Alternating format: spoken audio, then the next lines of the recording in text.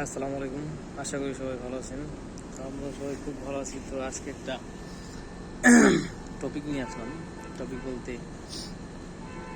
গতকালকে রাতে আমার এক বড় ভাই বাংলাদেশে যাব, থাকে ইতালিতে। তো আমার বলতেছে যে বাইরে এই ইতালি থেকে দেশে গেলে মনে হয় কি এই দেশে ল্যাংটা ম্যাংটা দেখি, আর দেশে যায় সবারে মনে হয় যে বোরকা পরা। ঠিক আছে, মানে ইতালিতে সবাই ছোট ছোট জামা কাপড় পরে, আর বাংলাদেশে যাওয়ার পর সবাই দেখে সবাই থ্রি পিস পরা বা বোরকা পরা বেশিরভাগ বাইরে বেরোলে।